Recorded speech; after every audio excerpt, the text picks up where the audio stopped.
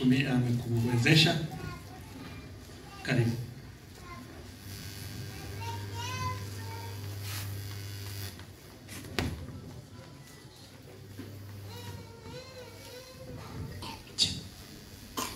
Wapendwa, Bwana asifiwe.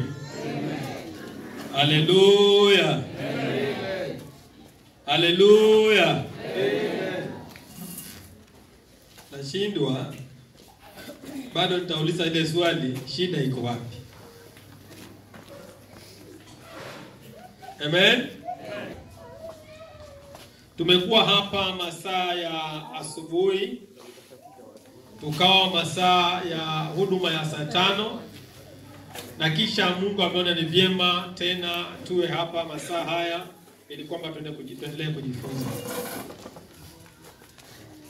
Ni masaa mengine mazuri ambapo ni kwa uwezo wa Mwenyezi Mungu. Niliona masaa ya asubuhi watu walikuwa hapa wakiwa wengi sana. Saa hizi zimefika, nimeona ni wanakwaya. Wanakwaya mpo? So wanakwaya ndio washiriki. Haleluya. Mnaonaje nikisoma basi moja, na baada ya kusoma basi moja tunakuja tunaimba wimbo moja, na soma basi nyingine tunakuja tunaimba wimbo nyingine? Itaenda namna hiyo. Haleluya. Maana hii siku leo ni yetu. Maana tuko hapa wanakwaya, na wale tuko nao pia ni sisi peke yetu. Hata kuna uwezekano tufanye vile tunaweza kufanya iwe nzuri zaidi. Madam Becky, ni vile tumebidi nitembee na wewe. Ningefanyaje? Ningejua kwamba kuja hapa na wewe ufupi wangu utajulikana, singelikuja. Wapendwa, nimejipata nikiwa mahali pale, nikawa na shida sana. Nikaona siku mrefu sana. Manake nimegundua nikiwa pale mwana wa kiume nilikuwa nafikiria kwamba nitafunikwa kidogo. Lakini uzuri kitu kimoja peke yake ambayo nimekuja kugundua nikiwa hapa, kwamba nimekaliwa. Haleluya. Wangapi wanafurahia kwa kukaliwa kwangu? Niendelee kukaliwa kabisa, ili kwamba nitulie katika jina la Yesu. Unajua kuna siri katika jambo hili ambalo tunasema kwamba mtu amekaliwa. Kusema ukweli wa mambo watu wavoi nimekaliwa. Ile tu ukweli tu, acha nikuje vizuri kwamba nimefanya nini? Nimekaliwa. Na nimekubali ili kwamba nikaliwe, ili kwamba miradi ya nyumba iende vizuri. Haleluya. Lakini nataka niulize swali moja. Na baada ya kuuliza hili swali kisha nipate jawabu, pia mimi nitakupatia jawabu ni kwa nini nimekaliwa. Ni walimu wangapi wako mahali hapa? Walimu ambao wanafundisha shuleni. Kama wewe ni mwalimu nimlie mkono hivi. Sio swali nataka kuuliza. Hakuna swali lolote na kuuliza kama mwalimu. Inua tu mkono hivi. Munipungie mkono. Asante sana, mbarikiwe mpaka msangae walimu. Watoto wetu wa darasa la 8 wanaenda kukalia mtihani. Kwa makalio ama kwa mkono na akili? Kamiliza sentensi. Watoto wetu wa kidato cha 4 wanaenda kukalia mtihani. Wanaenda kukalia mtihani na makalio ama wanaenda kukalia mtihani na mkono na akili? So, nataka nikuambie mwana wa kike, kama hujakalia mwanamume hujachanuka. Kukalia mwana wa kiume ni kumshughulikia kabisa. Yaani kama ni kupika unapika kama leo. Msimuone huyo msichana, muangalie vile alivyo, mwache hivyo hivyo. Maana ikifika muda wangu wa kukula, anakaa hivi, anakaa karibu na mimi, ananiambia dadi, karibu na mimi kabisa. Niko hapa bamba tu bamba. Nikimeza anasema asante. Hebu meza tena. Yaani ananiambia asante, alafu inafika wakati napanda kukula, ananigusa tumbo hivi, ananiambia je, pande imejaa ama namna gani? Baadhi unajua hii chakula ilikuwa ni yako yote. Mbona unakula kana kwamba hutaki kumaliza? Kula chakula malize dadi. Hii chakula appetizer. Wakati lakini shida yako ni mbaya. Unatolea mwanamume macho kama gololi. Kwani shida iko wapi? Kama chakula si ndio hapo, sio kula ushibe. Ni lazima mimi nikae na nilisha watoto alafu nipende kuangalia. Ni mbaya. Kaa karibu na mume anapokula, akimeza unasema asante, dadi meza tena. Unamwangalia vizuri kabisa na macho madogo kana kwamba unasinsiana kana kwamba uko macho. Unamwangalia hivi unasema dadi, unajua by the way chakula ni yako kula. Sikiza. Unajua shida iko wapi? Unaona huko kwenye mwanamume huyo anaenda. Kesho ataanza kutoboa ile msipi na kasindano hivi, manake msipi swali imekuwa inamkalia hivi. Ana matumbo ya kushika msipi, manake shida ni wewe ni mbaya sana, hujui kuna namna ya kupikia mwanamume. Unapika kana kwamba unaama na huko mahali hapo kaa chakula vizuri. Mwana wa kike pika vizuri kabisa. Kama ni chapati ikalie. Sio kwa makalio. Chukua muda wako mzuri kwa ajili ya kutengeneza chapati. Chapati ambayo ni nyororo, mwanaume akikata ni makaratasi naenda chua. Yaani inahesabika. Lakini wewe unapika chapati na kana kwamba ni meza ya Bwana. Shida yako ni nini? Wapendwa, mpaka tujue siri ya kila jambo tukiwa ndani ya ndoa ili kama ndoa zetu siende vizuri. Siri ya mume wako kutoka nyumbani ni kwa kuwa kuna jukumu fulani ambalo hujui kama mwana wa kike. Siri ya mke wako kukaa bila na chakaa hivyo. Unajua ulinunua msichana mzuri kabisa. Wakati msichana huyo alikuja, alikuwa ni mzuri kabisa, nyonyo yake ilikuwa mzuri kabisa. Imesimama vizuri kabisa, mtoto ambaye ametokelezea vizuri kabisa. Lakini sasa yeye amechakaa kana kwamba unafikia kwa umri wa miaka 20 ndani ya ndoa. Hapo na miaka 5. Mewachilia mwanamke amekaa kama debe ya makaa. Anatembea tu ajui hata sikiza. Anamwatoa kija kanisani mpaka na yebo. Ya ajui kwa kwamba kuna viatu vinanunuliwa. Ni wewe mwanamume umewachilia huyo mwanamke vibaya. Umewachilia huyo mwanamke vibaya sana. Unda huyo mwanamke ili kwamba aundike. Akae kana kwamba yeye pia aliingia ndani ya ndoa. Aonekane kana kwamba yeye pia ako na mume. Akae kana kwamba yeye pia alibarikiwa, alitoka kwao akafanya uamuzi akaenda kwa watu wengine ili kwamba naye asimamili ndoa yake. Lakini umemwacha hivyo kwa nini? Yaani unagandamiza mwanamke hata kinunio ya kununua nyumba ya nyonyo. Kale kakununua, yani pesa yako unapima kana kwamba ni toyo, unapea kana pati unatoa pesa na foki. Unajua ni shida yako ni mbaya. Baba unajua unafanya vibaya sana. Tunawafundisha tunapokuwa katika kliniki ya ndoa ili kwamba ujukumike ndio ukiwa ndani ya ndoa yako. Ukiwa mwana wa kike jukumika vizuri. Ukiwa mwana wa kiume jukumika vizuri. Ukiwa kijana tambua katika hali ya ujana wako kwamba kuna kesho yako utakuwa mtu mahali fulani. Ukiwa kijana wa kike jipange vizuri kabisa. Tulia. Ukiwa ndani ya ndoa tulia. Kijana wa kike jitulize kabisa, kama kuna hisia zinapanda ndio hisia tuliza. Nenda kwa Kristo ambaye alituliza bahari, mwambie Kristo, naona hisia zangu za mwili zinapanda sana. Kila mwanamume nikimuona na mfungia macho njui. Ni mbaya. Hakutulize. Yaani wewe ukiwa Tanzania kanisa, by the way Fred leo tutakutana wapi? Yaani unasimama tuna style. Yaani ukiongea na kasikati kako unafuka dogo na kapaji kusema ukweli ulipewa paja nzuri. Miguu pia ulipewa kabisa na macho pia unayo madogo kabisa, lakini unatumia vibaya. Ukiangalia mwanamume hivi anabaki akikuna kija sema mama yangu huyu naye alitoka wapi? Sikiza. Mwenyezi Mungu amekuumba ili kwamba katika hali yako kama chombo ambao ni mwanadamu utumike kwa ajili ya kuinua jina la Bwana. Lakini shida inakuja vibaya sana. Kuna wengine waliingia katika kwa yetu ya kule kwetu nyumbani akiwa katika kwa kumba ameingia na malengo akimaji jamani yani anasukuma mpaka yani sikiza wanakuwa nawaambia nasikiza ukiwa mahali hapa leo tuko katika siku yetu ya shooting kaa vizuri kabisa. Maana najua kwamba huu mkanda ambao itatoka ili kwamba ulimwengu mzima utazame. Lakini vile una maji vibaya. Una maji vibaya. Hivyo vile unaenda vibaya mama vile unaenda vibaya. Walimwengu watakapokuwa wanaona kanda kutoka katika kanisa la Voi, watashindwa kwamba hii ni kanda ya ulimwengu ama ni kanda ya watu ambao wanacheza disco matanga. Mpo ama mumeenda? Mpo hapa mumeenda? Kuna wengine wanakanda waliwachia kucheza disco matanga katikati. Wamekuja kuikamilishia kanisani. Mpaka hapo sasa kimemwingia. Yaani imemwingia kabisa. Na hapo pia kuna mwanamume hapo yuko nyuma yake ambaye aliwacha mke wake. Yuko tu hapo. Sasa wako wanapeleka. Sikiza. Kanda hii ambayo tunakaa record ni kanda ambayo ulimwengu mzima unaenda kutazama. Jaribu kufikiria katika mawazo yako kwamba injili hii ambayo unahubiri sio injili kwa ajili ya watu wa Voi.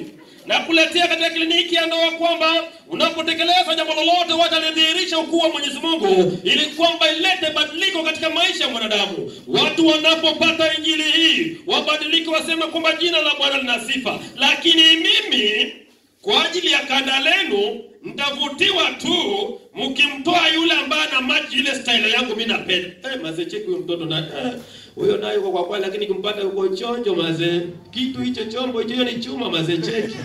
Sikiza. Shida yako iko nini? Waamini na tuombe. Baba mtakatifu ukiwa juu mbinguni, jina lako lihimidiwe. Asante kwa ajili ya ulinzi na uwepo wako ambao umetuongoza tuwe mahali hapa.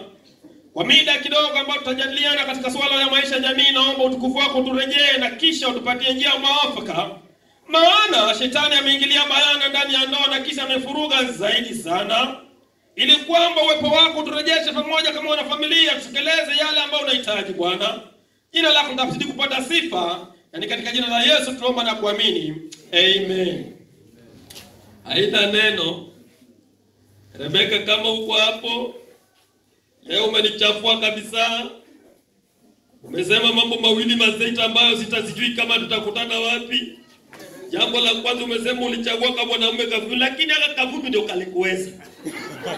Hata ungepata kingine karibu amungepelekana. By the way, Mwenyezi Mungu vile anavyochagua, anachagua style yake. Rebeka, hebu njoo kidogo. Njoo kidogo hapa mbele.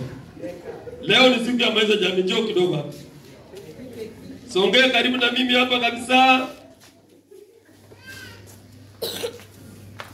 Ingekuwa, lakini wacha niwapatie historia yangu kidogo kabla nichukue huyu msichana. Niokalie vizuri jamani. Mbona unaniangalia kana kwamba nataka roho yangu ipasuke? Kabla nioe huyu msichana alikuwa mweusi tititi. Mweusi ile ya makaa. Ni kweli ama uongo? Mweusi kabisa. Na mimi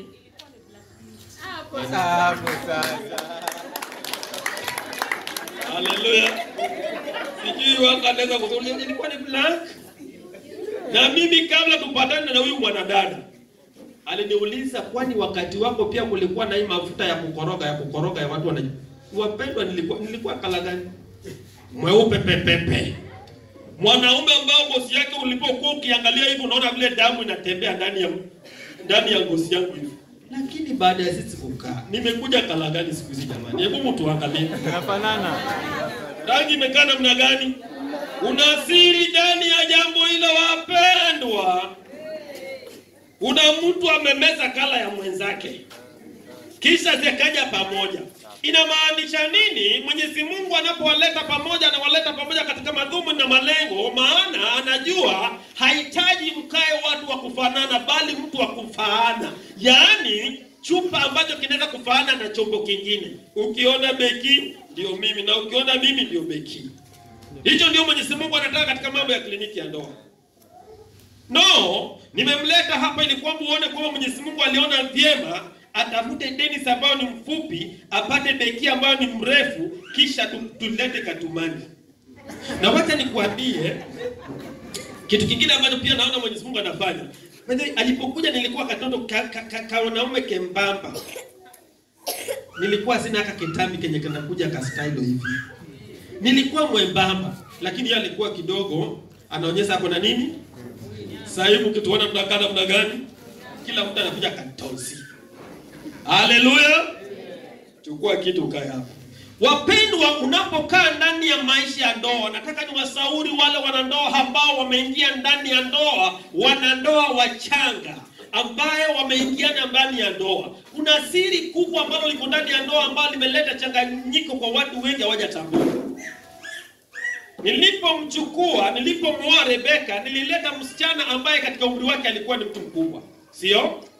Mtu anapoamua kuingia kwa ndoa ni mtoto. Na mimi pia halinipata nikiwa na kijana ambao ni Masai timu na wao. Sio? Inamaanisha kuna watu wawili waliingia katika ndoa bayana wakiwa wote, kila mtu akona umri wa kuoa kuolewa. Sio? Inamaanisha Rebeka alinyonya akiwa kwao. Alilelewa akiwa kwao.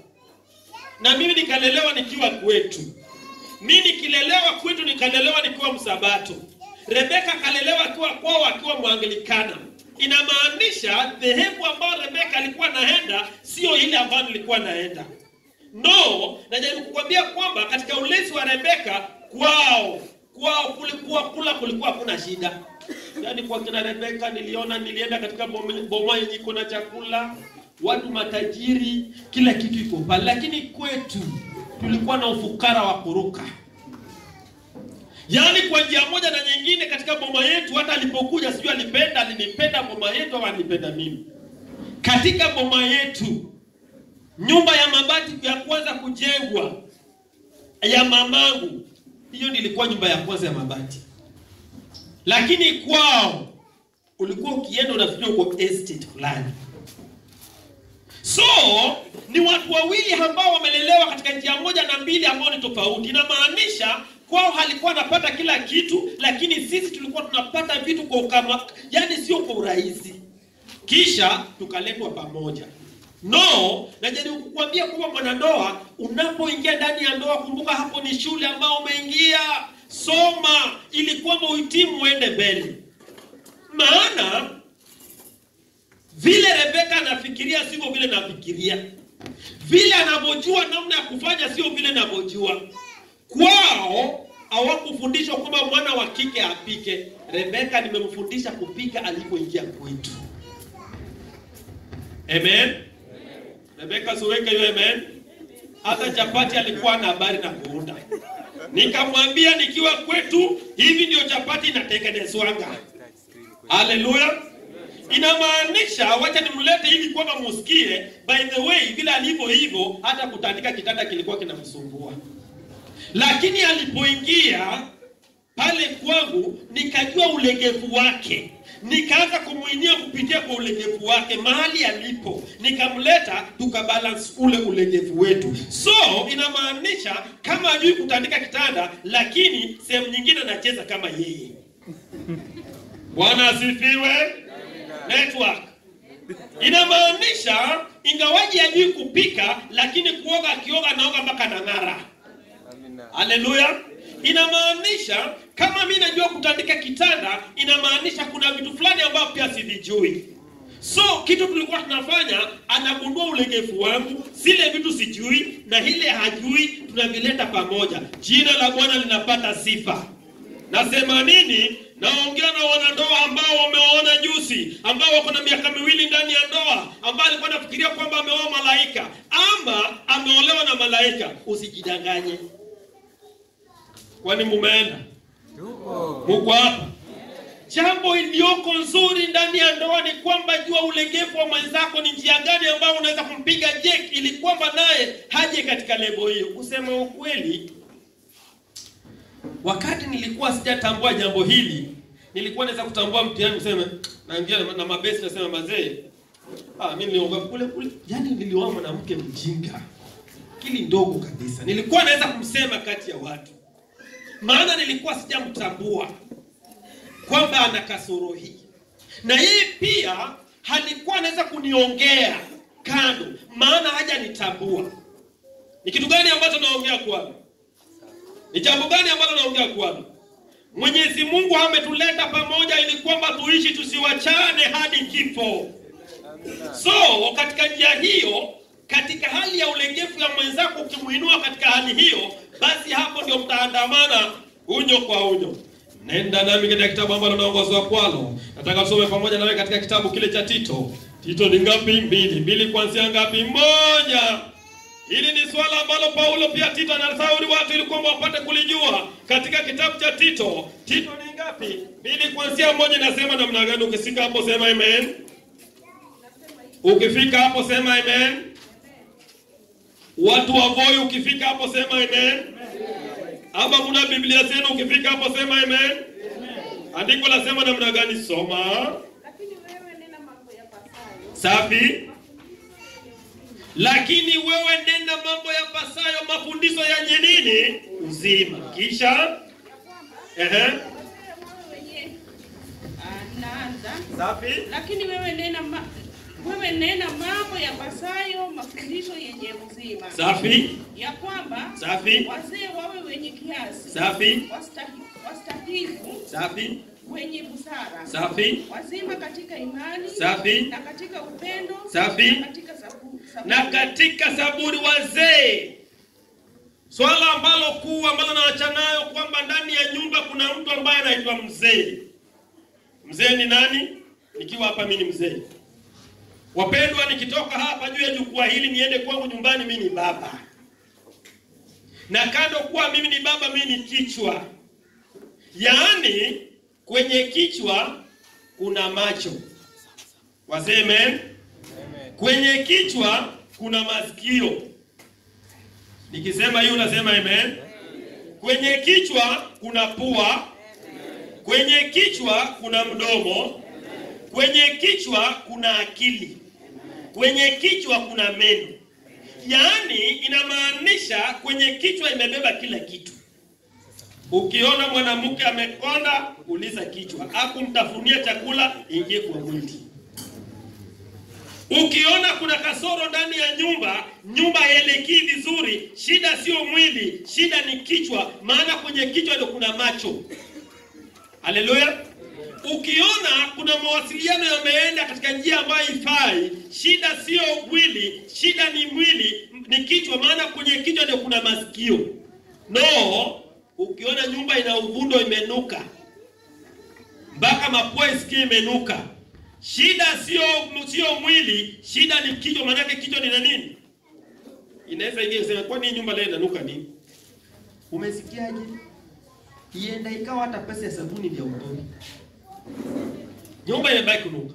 Sasa kilicho kikubwa, ikiwa wewe ni kichwa, jaribu kufanya sehemu yako kama kichwa ili kwamba nyumba yako isimame imara katika jina la Yesu. Swala lililokuu ni kwamba vichwa vimewacha kichwa, kazi ya kichwa, vimeanza kufanya kazi ya mwili.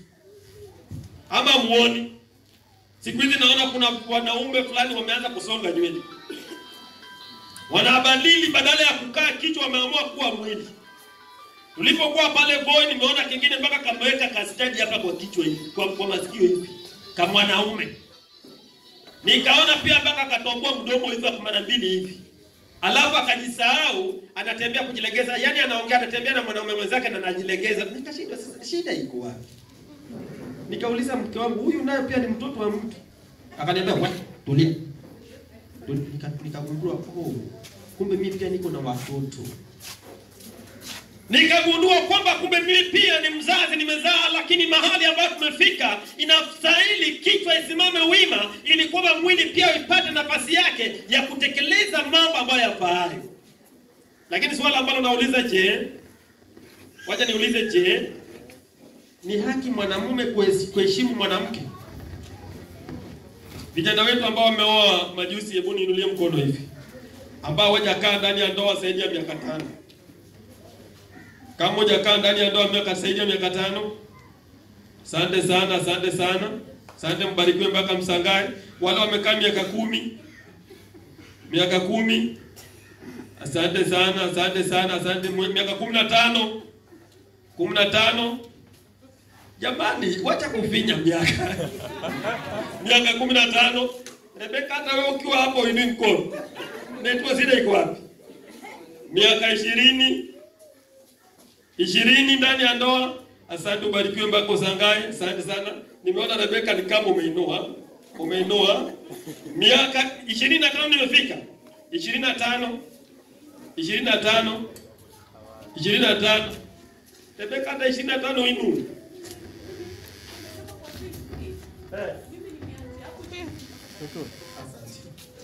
Wapendwa, masuala ya ndoa watu wanajifundisha siku kwa siku.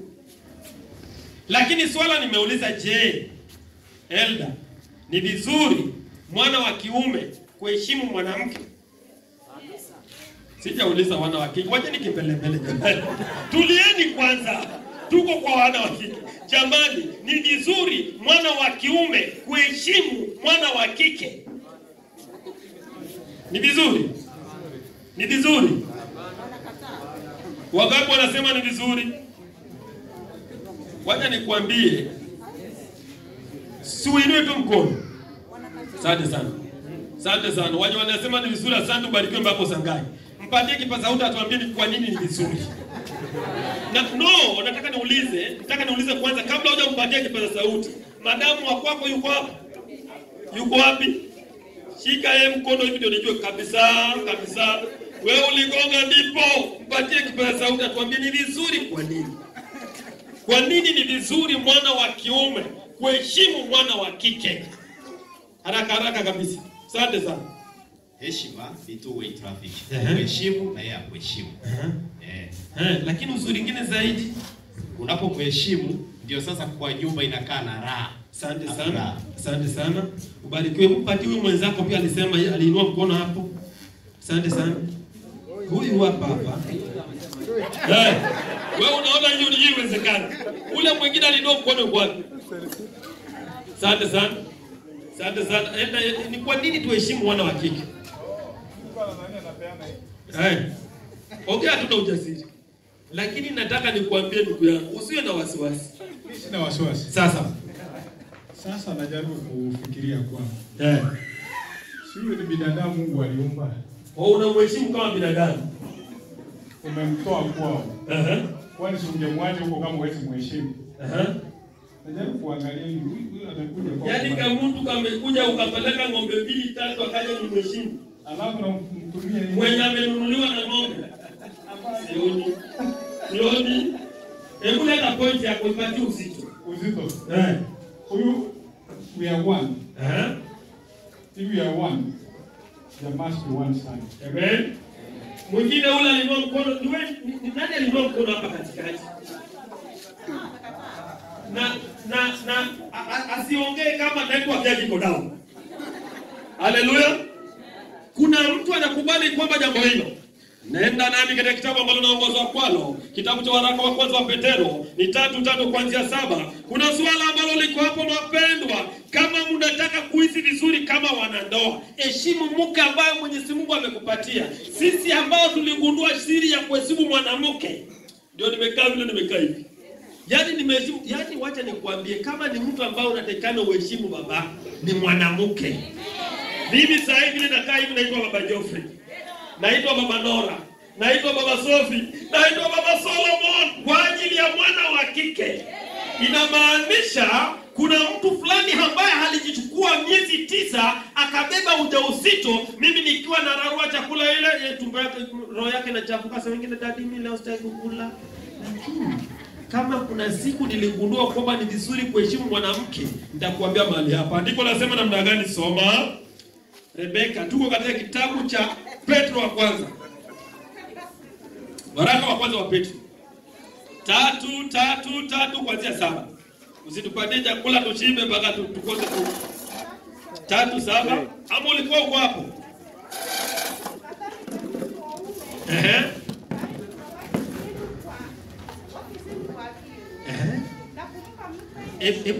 Hebu anza kwanza. Kadhalika.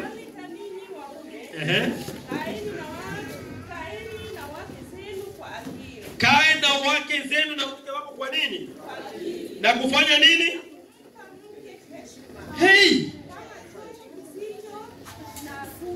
Ndugu yangu, umeona hii andiko?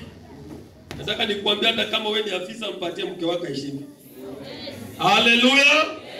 Haleluya. Kaenda na wake zenu na akili na kumpatia mwanamke heshima. Lakini mwanamume ambaye ni mjaluo kamili 100% ataheshimu mwanamke. Yaani mkisi 100% ataheshimu mwanamke. Kama mwanamke ambaye kameletwa na ng'ombe. Sikiza. Ni mbaya. Manake hata ng'ombe ulipeleka ni 2 zilikuwa zimekonda na zilipoenda zilikupa zote, hata hauna kitu tena huko. Heshimu mwanamke ambaye Mwenyezi Mungu amekujalia kwako. Na nyumba ambayo watu wameishi katika heshima ni nyumba ambayo inaonyesha picha ya Kristo ikiwa pale ndani. Inamaanisha mnapoheshimiana kila kitu itakwenda vizuri. Nataka niwapatie wanaume siri katika mambo ya ndoa. Wakati wowote ambapo utaishi na mke wako kwa heshima, budget yako ya nyumbani itashuka na 80% chini. Amen. Simuweke amen. Unajua pesa yake inatumika vibaya, maana yake hauna heshima. Unararuliwa bila kwa kuwa huna heshima. Wakati wowote ambapo utaishi na mke wako kwa heshima, matumishi yako ya pesa itashuka chini na 80%. Kwa nini naongea hivyo? Inamaanisha ukitoa shilingi 200, hiyo ndio itatumika na watu watakula vizuri. Ukitoa shilingi 500, hiyo itatumika na watu watakula vizuri. Ukitoa shilingi 1000, atakwambia dadi, unajua ile pesa ulikuwa umenipatia 1000, nilifanya shopping lakini nilibakisha shilingi 300. Ndio hii. Wacha niulize swali hili vizuri nikiwa hapa. Ni mke gani aliyokuwa hapa ambaye anaweza kumregeshia mume wake change akiwa amebakisha? Kama huko hapa niinulie mkono. Shida iko wapi? Shida iko wapi? Shida iko wapi? Najaribu kuangalia nione, manake hata nikiangalia jicho langu beki hapa hajainua. Shida iko wapi? Ni mke yupi ambaye anaweza kuinuliwa kusema kwamba dadi change ndio hii? Oh, nimeona mkono pale. Yuko hapa ama yuko? Hayuko. Hiyo point hatuwezi kuibeba. Tutabeba ikiwa yuko hapa. Lakini mpatie kipaza sauti atupatie habari. Baada ya kuregeza change huwa anakuambia namna gani? Mpe kipaza sauti. Njoo dada. Njoo. Njoo. Hakuelewa swali. Hakuelewa. Yaani, ulielewa swali? Njoo. Ameelewa swali, yuko chonjo kabisa. Njoo. Njoo tu, songa hapa kabisa. Songa kabisa. Haleluya. Jambo la kwanza kabla hujajibu swali. Hapo mahali ulipo. Uko na umri gani ndani ya ndoa? Umeishi kwa ndoa muda gani? On April next year nitakamilisha miaka 5. Amen. Anajua kabisa. Na wakati ambapo umeregesha change, huwa anakuambia namna gani? Ama ni hatua gani nafanyika? Hebu tuwajushe, hebu jaribu kufikia wao wana wa kike wenye network yao imepotea. Huwa inakuaje? Okay, nikirudisha hachukuagi. Ananiambia ni sawa, weka. Haleluya. Kisha tu nifanyie shughuli zangu yani. Haleluya. Bwana asifiwe. Siri ndio hiyo. Wapendwa, nimeuliza swali hili nikiwa na swali ambalo nimeuliza ili kwamba nisaidie watu waonekane. Kwa nini nasema hivyo? Kuna wakati fulani nilipokuwa kule kwangu nyumbani, siku moja nilikuwa ninatoka nienda kazini. Nilipokuwa natoka kwenda kazini, nikabakiza shilingi 1200 mfukoni. Na tayari nilikuwa nimelipa shilingi 100 kwa gari. Naenda town. Na nimetoka Miritini. Wapendwa, nilipofika mahali panaitwa Kibarani. Hapo ni mahali panataka tuingie mtirimiko. Niligonga ile gari pup. Dere kondaka nimesahau kitu, hebu ngoja kuna kitu ngoja. Nikashuka kwa gari. Wakati nilishuka kwa gari, ile 100 ilienda, sikurejeshewa change. Lakini nilitumia shilingi 50 nikarudi mpaka wapi? Nyumbani. Nilipofika stage nikachukua shilingi 50 nikaingia pikipiki. Ukiangalia akili yangu nilikuwa nakimbisha nini? Niliwacha shilingi 1200 kwa mfuko. Na mtu ambao niliwacha ndani ya nyumba ni mang'aa. Kusema ukweli, nataka niulize hapa. Kuna mwana wa kike ambaye wakati anaosha nguo za mume wake akipata shilingi 1000, shilingi 200 ndani ya mfuko anamwambia, "Dadi, nilikuwa naosha nguo zako nikapata shilingi 1000 ndani, 500, 200 ndio hiyo nimekuwekea hapo. Kama uko ninulie mkono." Kama upo ninulie mkono. Yuko wapi? Haleluya. Nataka mumpatie kipaza sauti atuambie baada ya kusema hizo pesa zinaenda wapi? No, msichukulie hizi mambo kwa urahisi hivyo. Sina uzito. Baada ya kuregeza ile pesa ama kumwambia nimepata shilingi 1000 mfukoni, ndio huwa inakaaje? Mara mingi ukirudisha huwa hauachukui. Anakuambia weka hapo utatumia. Yaani shida yako na yule mnafanana. Shida yako na ule dada ambaye anaregeza change ni kama moja. Hebu mpatie huyo mwingine pia tuambie wewe unakaaje. Hiyo mchukua. Hiyo mchukua, lakini sasa with the time kunakuwa na hiyo trust. Ile yenye anajua hata nikiwacha hizi chukua. Bwana asifiwe. Uko na mimi mama nimewapoteza njia. Shida yako ni nini? Mbona unabania shilingi 50 ambayo imefanya umekwaza kuwa mwaminifu?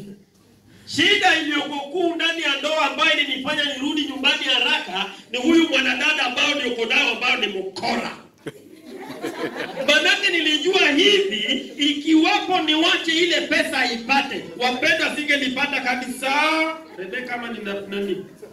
Lakini siku hizi amebadilika katika jina la Yesu. Mungu amebadilisha kidogo.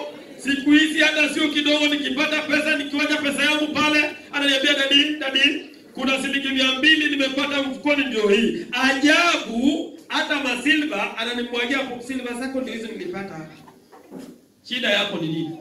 Unafikiria katika akili yako kama mwana wa kinga kucheza chama na pesa ambazo unapata na ukora itafanya upige hatua.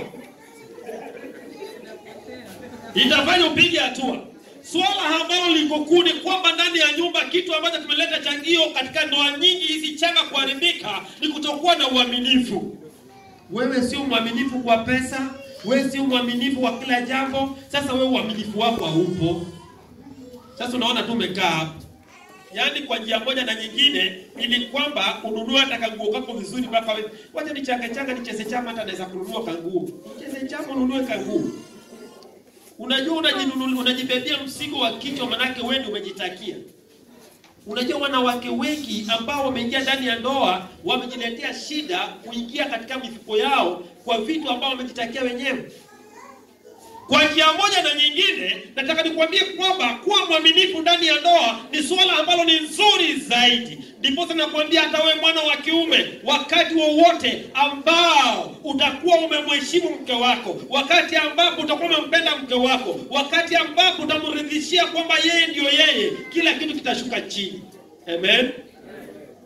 Wacha niulize swali lingine tena. Nataka mwelekezi wangu wa saa angalia, alafu nataka niwaachie muda wa kuuliza maswali. Wacha niulize swali lingine tena. Haleluya. Ni waume wangapi ambao wake zao wakicheza chama, mke wake akicheza chama, anamletea nyumbani anamwambia dadi, leo tulikuwa tumepata chama na hii ni pesa ya chama, tulikuwa tumepata chama. Ni wangapi kama wako hapo waniambie mkono? Wanaume ambao wake zao, wacha hiyo unasema mnacheza na yeye, hiyo wachana naye. Ile chama zako unacheza mpaka za chakula. Wewe unajua tunacheza chama mpaka ya chakula na kuna siku umeleta nyumbani. Unapewa mchele, unapewa maragu, unapewa unga chapati mpaka uto, unaserekeja dukani. Hauja ni wangapi ambao wasajaribu kuona hizo pesa nyumbani? Elda. Usawahi kuona pesa za chama? Zinakaa sura gani? Ni swali tu nauliza. Uliletewa mara moja? Mara moja tu? Hebu tusikie kwa hili. Wewe ndio uliletewa mara moja. Na kwa nini hujaletewa? Na utuambie kwa nini hujaletewa tena? Aliniletea mara moja. Mara nyingine akaniambia ameicheza upya. Amen. Ameicheza tena. Sasa iko ndani ya chama. Na aliendelea na chama ama aliwachana naye? Uzuri anaendelea hapo. Na kwa nini hujaletewa tena? Aliacha anaipandisha. Inazaa huko. Inazaa kwa chama. Haleluya. Enda amesema ameletewa. Acha tusikie yake alipoletewa ilikuwa namna gani. Mimi si kuletewa. Lakini naambiwa. Enda rudia hiyo swali vizuri. Mimi nilisema mwenye ameletewa pesa ya chama. Sasa iko hivi. Ametoka chama, anasema nimepata kiasi hii. Ukaona? Uliona? Lakini inaingia kwa matumishi ya nyumba. Anasema kwamba hii itanunua kiti, itanunua simiti, inaingia kwa ile vitu mimi naona. Kwa hivyo na swali langu ni kwamba uliona? Sio uliona. Sawa sana. Kuna mkono uko mbali. Hebu tusikie ule anasema namna gani. Hii pesa ya chama hii. Hebu ongea mwanaume. Kwa kusema kweli mimi niliona. Uliona? Yeah. Ukahesabu? Yeah. Alafu nilikuwa na mradi. Sasa alipoileta tu nikasukuma upande wa maana pesa nililetewa nilishukuru. Nikaiongezea kwa mradi ambao nilikuwa naendelea. Mradi uliisha ama mradi bado uko? Naendelea tu bado. Na bado pesa za chama zinaletwa ama ziletwi? Network. Haleluya. Hii pesa ya chama iko na shida gani? Swali hili nimeuliza kote ambao nimeenda, jawabu alipo. Kwa nini? Wana wa kiume anapoletewa pesa ya chama, mwana wa kike akija na pesa ya chama, anaona ni pesa chake zimenyonywa. Sasa ni haki yake. Wanaume ama mtu ama mwendo. Yaani mwana wa kike amechukua pesa ya chama akakuletea. Na kisha baada ya kusema asante, kwani hiyo chama yenu mko watu wangapi? Hii ndio sasa unataka kuifanyia nini? Umeipangiaje? Kwani mtu ataingia chama bila mpango ya kufanya na pesa yake? Ni katoto kadogo sana kalikuwa anacheza chama.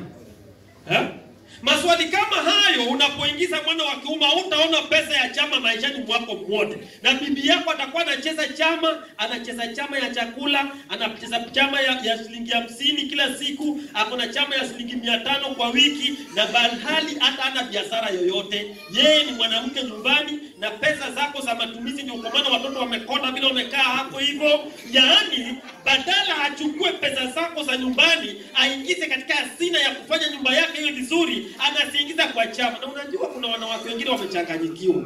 Ameingiza kwa chama, alipata M-Swari na akona nini na M-Pesa, hapo ndio pesa zake zinakaa. Na ikitoka hapo, jamani mama akioga ndio kuruka. Uko namna gani upo nyumbani? Nyumba hii, mwacha mkakole nyumba. Ulimaliza nyumba yenu ya nyumbani. Una pesa na chama yako zile na angalia kina Vincent pia wakukuchangia, mimi nitafuta simiti 20. Simiti 20. Simiti 20. Unajenga kwenu simiti 20 na pelekea mamako simiti 20 na wewe hata kwako hauna hata kibanda, umechanganyikiwa vibaya. Inua network kama mwana wa kike. Lakini nasema hivi, ili kwamba nyumba iwe na uwiano, inatakikana kama kuna chama inachezwa, kama kuna bayana kitu ambacho kinaleta pesa mahali pale, mpaka wanandoa wote wajue. Wapendwa, mimi nilionyeshwa pesa ya chama siku moja. Siku moja mke wangu akanipigia simu nikiwa kazini, akaniambia dadi, uko wapi? Nikamwambia niko job. Akaniambia nataka tukutane town. Nikasikia sauti naongea ni sauti ndogo sana.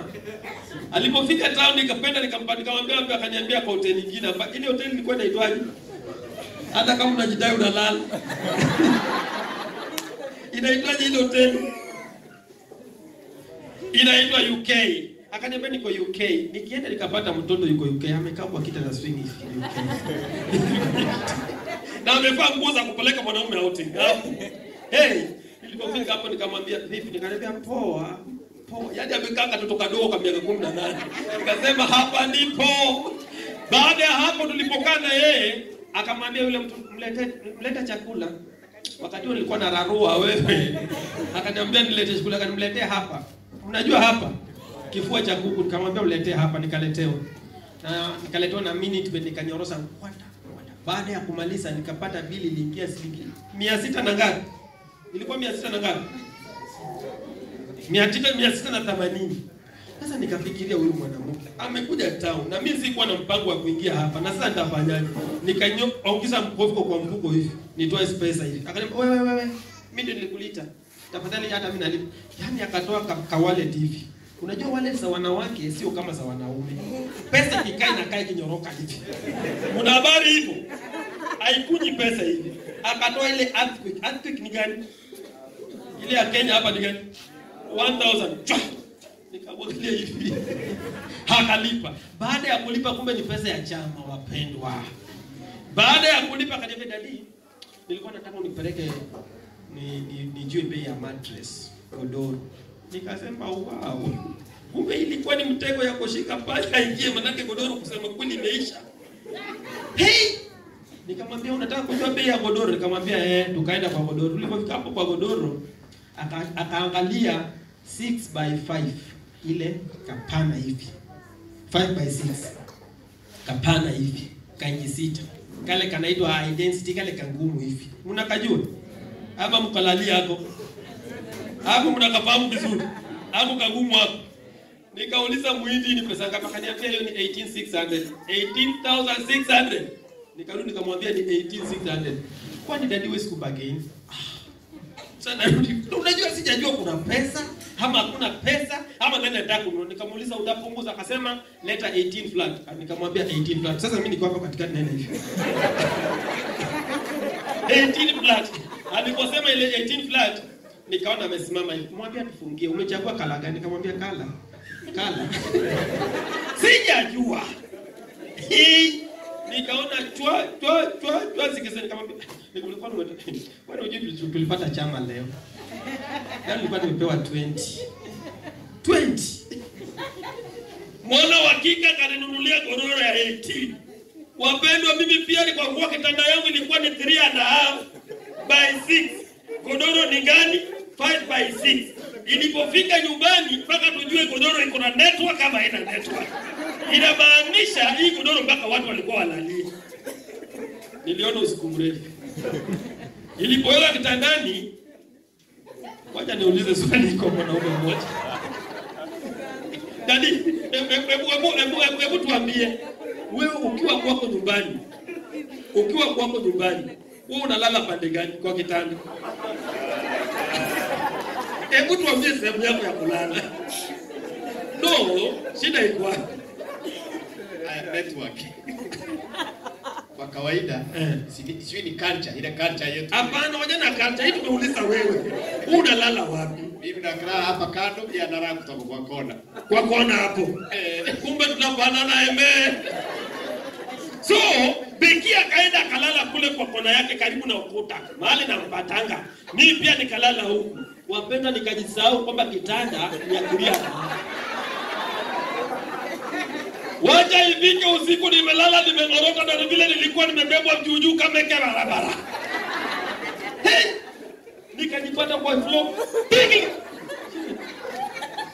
Kumbe kitanda ile haiendani na godoro. Kumbe mwisho siku hiyo ndio nilionja pesa ya mchana. Kutoka siku hiyo nilipokuwa ninamshukuru nikamwambia Beki, asante kwa ajili ya pesa ya chama. Mimi pia nikajikakamua nikaleta kitanda ya size ya godoro.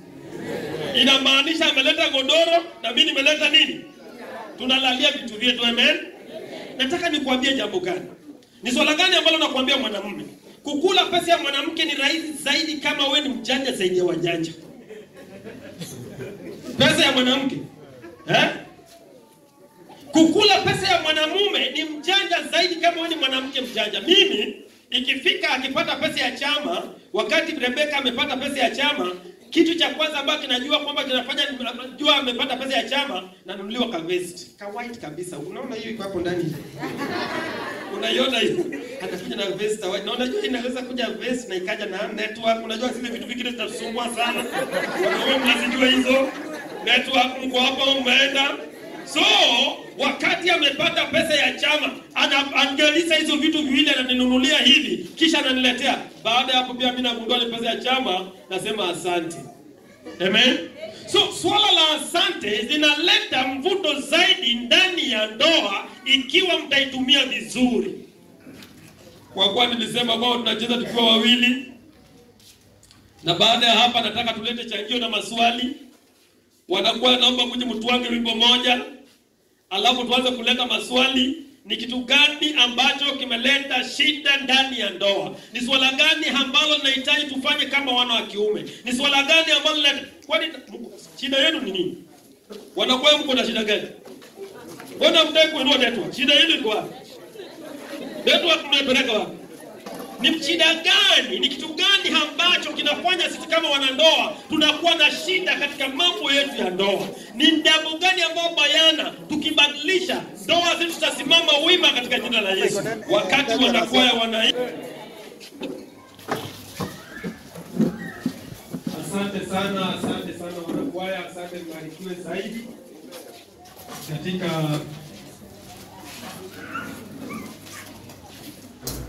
Jambo fulani ambalo ningependa kuliweka wazi bayana kwa wana wa kike. Na unaposikia hili jambo, ichukue hivyo vile nimelibeba ili kwamba likusaidie nyumbani. Nataka niwaambie wana wa kike, mwana wa kiume ni vitu vitatu. Vitu vingapi? Dada, umekaa karibu na yapo? Wacha asiniangalie wewe ndio unijibu. Mwana wa kiume ni vitu vingapi? Ile unajua wewe namba 1 ni gani? Number 1 kwa mwana wa kiume, hivi vitu vitatu viangalie zaidi. Alikuona manake wakati alikuona ulikuwa msafi. Number 1 alikuona ukiwa nini? Msafi. Shida ni kwamba ulipoingia ndani ya ndoa umejiachilia kama debe ya makaa. Yaani wewe ili kwamba ung'are ni Sabato. Siku ya Sabato ndio unatafuta ni nguo gani unavaa. Kutana na mwana wa kike katikati ya wiki ambapo ni siku akona shughuli yake. Akona katizat kake kameisha, kalikuwa ka ODM kitabu. Kametoboka nyonyo. Mianguka hivi mpaka nyonyo yake imetoboa. Na kalezo amefunga kalezo kapepa. Ni mbaya. Hapo mkute na dera yenye alinunua sio size yake. Kadera ambao utajua anaenda ama anarudi akiwa ndani. Alafu unapojiachilia hivyo, unafika wakati unasema by the way mimi nishaolewa na nani? Mume wako sio kipofu, bado anatafuta mwanamke msafi aliyemuona. So, number 1, uwe msafi. Uwe namna gani? Kwani mmenyamaza hivyo? Nyinyi naona nyinyi ni wasafi. Sio ni mwanamke ambaye kuwa msafi. Msafi kimwili, msafi kimawazo. Ukiona mtu akiwa mchafu kwa mwili, ni mawazo yake ndio machafu katika jina la Yesu. Mpaka kiroho. So, ukiwa mwana wa kike ambaye anataka kuishi na mwanamume, kuwa msafi kimwili, kimawazo, kiroho. Amen. Utakaa vizuri. Jambo la pili. La gapi? Mwanamke ambaye anajua kupika. Mwanamume ni chakula. Tumbo. Akule mpaka teuke. Jiawache pesa nyumbani. Usichukue pesa cha mwanamume ucheze nazo chama. Hii kipaza sauti imesikia hii mambo imeingia ni hatari. Mwanaume ni tumbo. Ni nini? Wana wa kike mnanisikia? Mwanamume ni nini?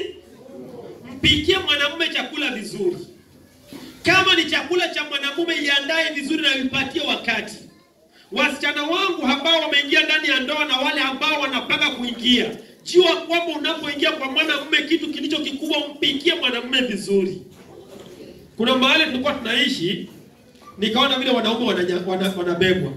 Yaani mwanamume anachukuliwa na mchele, biriani, robo. Ananunua na dania. Ananunua pilipili boga. Ananunua na kanyama ka 50. Ananunua na viazi vya 40.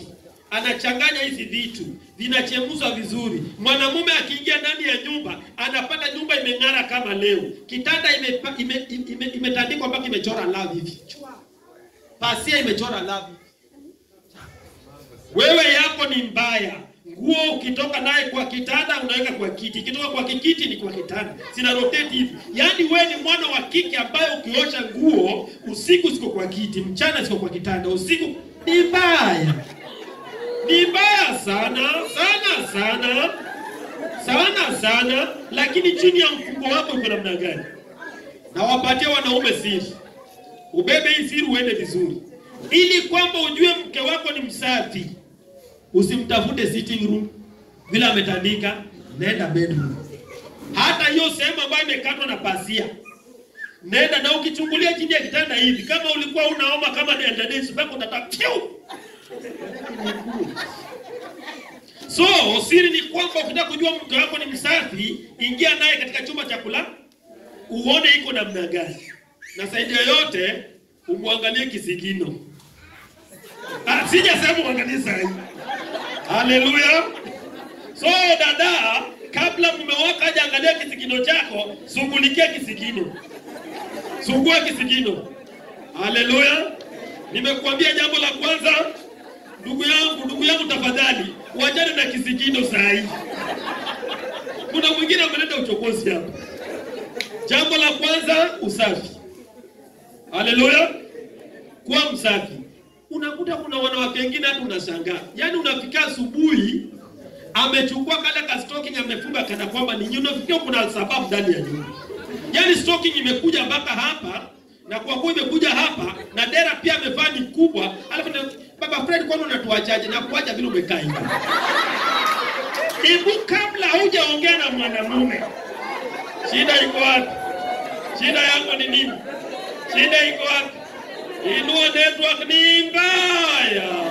Mbaya sana sana sana. Ndio kwa maana unawachwa na shilingi 100. Na unajua nimegundua hili jambo, naona wa kike mlibebe hili jambo na mjue kwa nini. Ukiona mwana wa kiume anaondoka asubuhi na anakuachia pesa juu ya mahali alafu anawekelea kitu hivi, unapata unafikia yuko na ameenda, chunguza hiyo jambo. Uko na kasoro. Kama upewe pesa mkononi uko na nini? Kasoro. Nimesema shida ya kwanza ni usafi, ya pili ni chakula. Na unapompatia mwanamume chakula jamani, kama mimi kwangu niko na vijana. Niko na kijana wa miaka 14, kuna mwingine wa miaka 16 na kuna mwingine wa miaka ngapi? Ni 11. Vijana watatu barabara. Wenye wanakula kana kwamba wanahama. Alafu ananichukua ananiweka na vijana, achukua chakula kwenda mkule na baba yenu. Wanakuja mkono kwa sani, mkono kwa mdomo, mkono kwa sani. Baka ananiangalia kwa mkono kwa macho. Dadi nikukulia, nimekula nini? Wacha kuchanganya mwanamume na watoto jamani, ni baya. Baya sana sana sana. Baya. Shida yako ni nini? Shida iko wapi? Nataka nikuambie, sikiza mama, sikiza mama. Nataka kuleta vizuri kabisa. Na usikie hii na uimbaza vile na kuleta hivi. Ukitaka mume uchukue vizuri, kuwa security, wewe ndio uwe bodyguard pale. Ondoka nini mkule kule. Kana yeye hapa. Mkule na yeye mke watu wangapi? Ukiona mwana wa kike ambaye anakula na mume wake mezani, inamaanisha network, kamiliza sentence. Hata kule kwingine anakula vizuri kabisa. Shida iko wapi? Jambo la kula ambalo nataka nikuambie mama, hata kama uko na hotpot nzuri aina gani? Haina gani? Yenye ulinunua pesa nyingi, tafadhali mwanamume asijipakulie chakula wapi? Ati si pesa chakula sio nimeweka hapo, sio nipakue chakula ndio ati unahisi pesa kizungu. Umechanganyikiwa. Leta network. Kama chakula umeleta kwa hotpot iko mahali pale na watoto unajua wanakula kana kwamba wanahama, watangangana wapakue toplea na waje baba mume wako na furugu hapo. So, jambo iliyoko ni kwamba kabla mtu yote haja pakua ile chakula, wewe ndio unaenda, unampakulia chakula na kisha unampatia, baba chakula ndio hii. Inamaanisha nini? Ni kitu gani ambacho najaribu kufundisha? Ikiwa unajua kupakua chakula vizuri mezani, wakati tutaenda South Korea kutazama mechi, unapakua chakula vizuri kabisa. Network iko imepotea. Nataka nikufundishe mwana wa kike, umechanganyikiwa vibaya. Wewe unacheza chama na hujanunua nyumba ya nyonyo. Nunua nyumba ya nyonyo, wacha nyonyo yako kukaa kana kwamba ni plastic hivyo. Nunua nyumba ya nyonyo, ibebe nyonyo yako ikae vizuri vile ilivyokaa hapo awali kabisa. Na ukinunua nyumba ya nyonyo uniangalie vizuri na hiyo ubebe hivi na uende nayo vizuri. Fanya matching nyonyo. Ili kwamba network iwe nyumbani. Wewe uliwacha vitu vingine vikawa loose vile vimekuwa hivyo, hata ujui bei yake, unavinunua vya mitumba. Ni mbaya. Baya sana sana sana. Inamaanisha ikiwa ni pink, white, green, network. Mungu ama mumeenda. Lakini shida yako wewe ni giza. Ndio kwa maana hata unaponunua ya giza unakaa nayo milele kabisa. Kabisa. Shida iko wapi? Wakati nilikuwa kwa nini wapendwa, kabla nikatembeka alikuwa hajanikalia. Wakati nilikuwa natokelezea naenda nje na kutana na watoto wako na network, niligundua kumbe mwanamume anachanganyikiwa na vitu vidogo kabisa. Mwanamke ambaye amepiga mswaki akitabasamu hivi anasema yes, yaani ukimwangalia nyonyo ndio hiyo iko sawa, nguo zote amefanya, lakini wewe shida yako ni nini? Shida iko wapi? Unacheza chama, si ujaribu hata wakati umecheza chama ununue vitu vingine ambavyo vinaweza pendeza. Haleluya. Shida iko wapi? Nimekuambia shida ya kwanza ni nini? Ya pili ni nini? Upikie chakula mzuri kabisa. ili kwamba mwanamume ajisikie vizuri nyumbani. Ya tatu ambayo usingatie na usike vizuri, heshimu mumeo. Heshimu mumeo.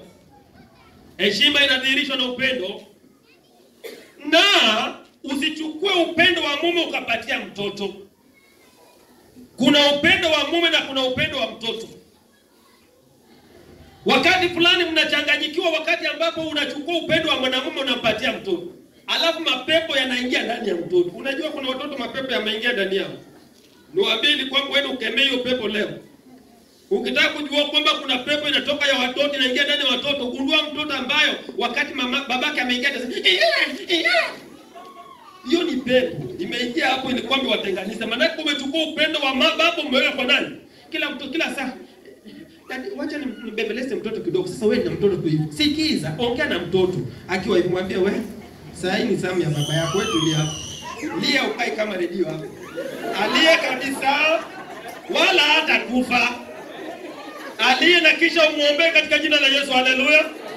Ili kwamba nyumba iwe salama katika jina la Yesu. Lakini siri hiyo inakuwa namna gani? Siri hiyo inakuwa kwamba uanze kumuombea huyo mtoto angali tumboni. Yamaanisha nini? Wakati mwana wa kike uko na ujauzito, kabla hujazaa mtoto, hapo akiwa tumboni, msomee Biblia akiwa tumboni. Mwambie hii Biblia nasoma kwa ajili ya wewe ulioko tumboni, ili kwamba ninapokuzaa uwe mtoto mwenye hekima na maarifa, uwe mtoto ambaye atasikiza mawaidha. Yaani kwa njia moja na nyingine, muimbie nyimbo akiwa tumboni. Ukiona tupatoa mguu mwambie we murara kira, hata mdada hajapewa jina, tulia, wacha kwa ujeuri tumboni. Yaani uanze kumfundisha mtoto akiwa tumboni. Haleluya. Watoto wazuri ni wale watoto ambao wanaombewa kabla ya hawajazaliwa bado. Manoa aligundua jambo hilo, na kisa alipomuuliza Mwenyezi Mungu, akamwambia mtoto huyu atakayozaliwa ni mtoto ambaye yuko kwa ajili ya kazi ya Mwenyezi Mungu. Kisha akamwambia Mwenyezi Mungu, sikiza Mwenyezi Mungu, baba, nifanye jambo gani? Akamwambia kwamba njoo tufundishe swala ambalo tutasaidia nayo huyo mtoto. Ni katika kitabu gani wa Sabato? Ni katika kitabu wa Waamuzi ni ngapi? 13 kuanzia ngapi nani? Njoo tufundishe namna ya kulea huyu mtoto angali hajazaliwa. So, ulezi wa mtoto mwana wa kike ni mzuri, umlee vizuri kabla hajazaliwa. Naongea ama najiongelesha? Nasema namna gani? Asilimia kubwa ya wana wa kike wamefanya watoto wakachanganyikiwa. Maana wamechukua upendo wa baba akaweka kwa mtoto.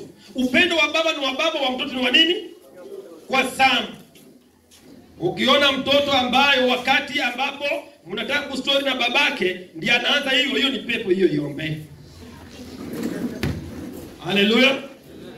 Swala langu la mwisho, huwa nafundisha nikisema kwamba ukiona mtoto amechanganyikiwa, ana vituko na sarakasi ni wa mama. Kwa nini naongea hivi? Mke wangu Rebeka alipopata mtoto wetu wa mwisho, lakini tuna mpango waje. Hiyo nayo imefanya akaniangalia vibaya. Kaniambia sasa mtoto ako na miaka 12 ni mpango gani una? Lakini nitaongea naye vizuri. Halo, madam. Nikiongea vizuri kabisa. Nikasema hivi. Nataka nikufundishe jambo hili ili kwamba upate kujua. Unapokuwa na mtoto kuanzia day 1, kwa wale wana wa kike ambao wamepata mtoto. Nilipoenda hospitalini day 1, nikapata Rebeka anaongea na mtoto hospitali. Mami, basi tulia tu nitakuja. Sasa nikashinda huyu mama. Anaongea na nani? Naja toto, usilie masi, naja. Kuna mwana wa kike kama huyo hapa ambaye anaongea na mtoto wake kuanzia day 1. Kama yuko sirufuayo mkono hivi. Wewe unaelewaje kwamba anakusikia? Anakusikia sio? So kama hiyo ni memory card ambayo iko empty na inatakikana tuweke vitu ndani. So weke vitu vizuri ndani. Ndio chinga hii. Wacha mchinga wewe, kumbavu, angalia mkichwa tu sura kama. Sasa hiyo ni nini umeweka hapo ndani? Unajua hizo vitu ni wewe umeweka ndani hapo. So usome kitabu cha Methali 10 kuanzia 1. Mama uzae kusoma hiyo. Methali 10:1. Anaposoma kitabu cha Methali 10:1, naomba maswali kuhusu swala la ndoa.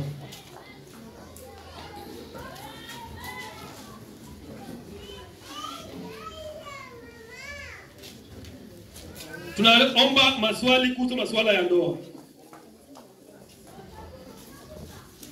Kama uko na swali, nataka nilete hivi.